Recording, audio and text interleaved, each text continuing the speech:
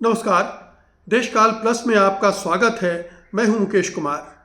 दोस्तों, ऑपरेशन सिंदूर से पाकिस्तान को बहुत सारे फायदे हुए हैं या उसने उसको बहुत सारे फायदों में तब्दील कर लिया है। हम सब जानते हैं कि किस तरह से उसने अपनी कूटनीति के जरिए अंतर्राष्ट्रीय स्तर पर अपनी स्वीकारोक्ति बढ़ा ली, अमेरिका को अपने फेवर में कर लिया, सऊदी अरब के साथ डील कर ली, चीन के साथ तो उसका पुराना संबंध है ही, रूस के साथ अपना संबंध बेहतर बना रहा है और अंतर्राष्ट्रीय जगत में एक जो आतंकवाद को समर्थन देने या सहयोग देने की का आरोप उस पर लगता रहा है, वो अगर ख़त्म नहीं हुआ है तो कमज़ोर ज़रूर पड़ा है।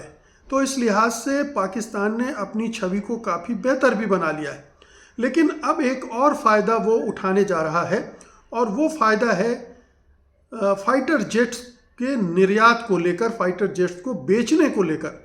जी हाँ, आप थोड़ा आश्चर्यचकित होंगे कि जहां भारत अभी तक ऐसे विमान नहीं बना पाया है या विमान बना रहा है तो वो अंतर्राष्ट्रीय बाजार में उन्हें बेचने के लिए नहीं उतर पाया है, लेकिन पाकिस्तान अब अपने विमान बेचने की न केवल बात कर रहा है बल्कि कह रहा है कि वो अपने JF-17 थंडर को बेचकर ऐसी स्थिति में पहुंच सकता है जहां 6 महीने बाद उसे IMF, इंटरनेशनल मॉनेटरी फंड, मुद्रा कोष से बेल आउट पैकेज की ज़रूरत ही नहीं रह जाएगी।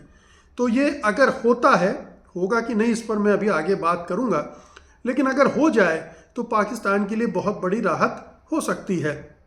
अब सवाल उठता है कि पाकिस्तान JF-17 थर्डन बना कैसे रहा है। वो तो इतना डिफेंस की टेक्निक के मामले में, टेक्नोलॉजी के मामले में इतना आगे कभी नहीं था कि भारत को भी पछाड़ दे, इस मामले में भारत से आगे निकल जाए। लेकिन चूंकि ऑपरेशन सिंदूर में JF-17 थंडर का परफॉर्मेंस अच्छा रहा है पाकिस्तान के मुताबिक और कई और रक्षा विशेषज्ञों के मुताबिक, उसने अच्छा परफॉर्म किया है और प्रूव कर दिया है कि वो युद्ध में किसी भी देश के लिए फ़ायदेमंद हो सकता है। तो JF-17 को वो बेचने में लगा है और कई डील भी हो गई हैं।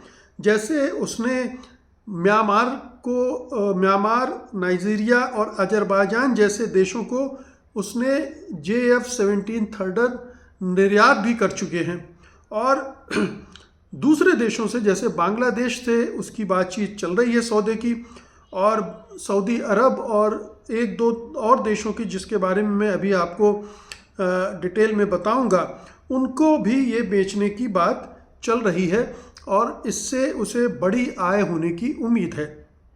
ये जो JF-17 थंडर विमान है दरअसल पाकिस्तान बना रहा है चीन के सहयोग से।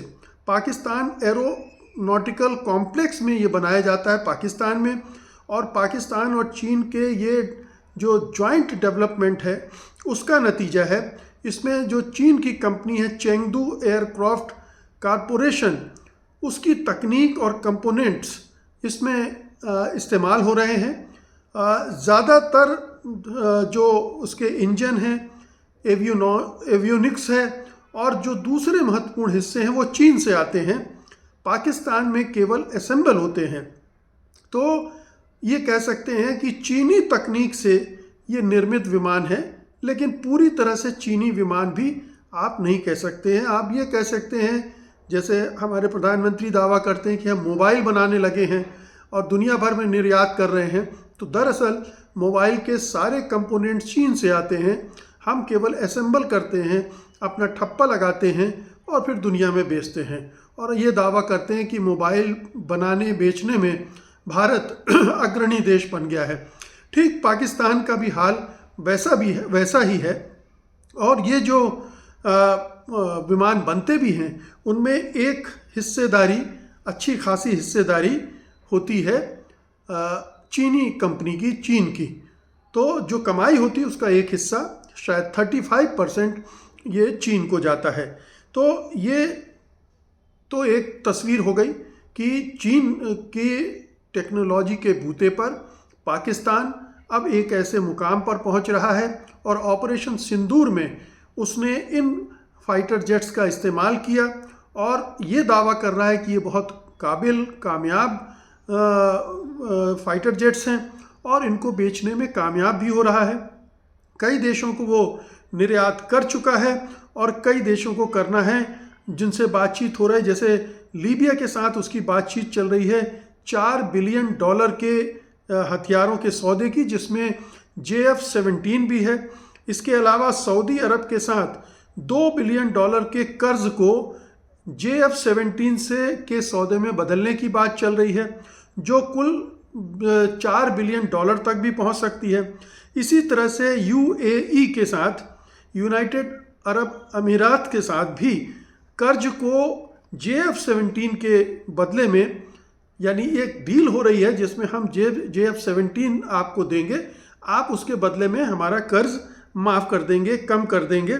ये एक डील वो लगातार पाकिस्तान इस पर खेल रहा है और इसी के दम पर वो ये कह रहा है कि हम IMF की जो बेल आउट पैकेज ले रहे हैं उससे हमें राहत मिल सकती है।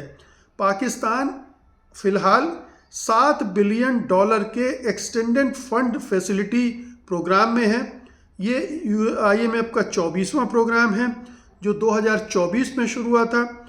डिफ़ॉल्ट से बचने के लिए शुरू किया गया था और 1980 से पाकिस्तान ने IMF से 20 से ज़्यादा बार कर्ज लिया है, मदद ली है। जो कुल बाहरी कर्ज अब पाकिस्तान पर है लगभग $130 बिलियन का है और जो कुछ कुल पब्लिक डेट है, जो इंटरनल डेट है, वो $300 बिलियन का है। तो ये तो देनदारियां हैं पाकिस्तान की अंदरूनी और बाहरी। अब इसमें अगर ये चुकाने में जाएगा तो क्या सचमुच में ऐसा हो सकता है? पहले ये समझ लें कि जो अभी जो वार्षिक चुनौतियां हैं हर साल पाकिस्तान के सामने, उनमें ब्याज का जो भुगतान 2025 में था 7.1 बिलियन का था, बाहरी का बिलियन उसके केवल कर्ज की अदायगी पर खर्च करने पड़े हैं।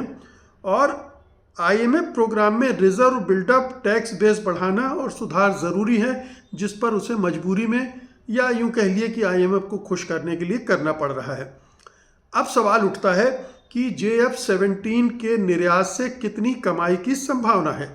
तो पहले लेते हैं लीबिया के साथ। जैसा मैंने कहा कि $4 बिलियन के हथियारों का सौदा हो रहा है, जिसमें से JF-17 भी शामिल है। उसका हिस्सा कितना होगा ये देखना होगा। सऊदी अरब के साथ $2 अरब की डील हो रही है, वो भी उसका भी जिक्र कर चुका हूँ। सूडान के साथ $1.5 बिलियन का संभावित सौदा JF-17 के साथ हो सकता है हथियारों को लेकर। इसी तरह से बांग्लादेश के साथ JF-17 और ट्रेनर एयरक्राफ्ट पर चर्चा चल रही है, अभी फाइनल नहीं हुई है, लेकिन ये बहुत ही उच्च स्तर पर जा चुकी है। इसके अलावा अज़रबैजान से पहले ही डील हो चुकी है। इंडोनेशिया, नाइजीरिया से बातचीत चल रही है। तो कुल मिलाकर 2025-26 में ये माना जा रहा है कि 10 से लेकर $13 बिलियन के डिफेंस एक्सपोर्ट हो सकते हैं और जिसका मुख्य कंपोनेंट JF-17 ही होगा और ये पाकिस्तान के इतिहास में रिकॉर्ड होगा। ऑपरेशन सिंदूर का ये फॉल आउट भी है कि ऑपरेशन सिंदूर के बाद पाकिस्तान की डिफेंस इंडस्ट्री इतने आगे तक बढ़कर सौदे कर रही है। लेकिन समस्या बहुत बड़ी है। ये जो दिख रहा है इतना हरा भरा नहीं है, ये समझने की ज़रूरत है।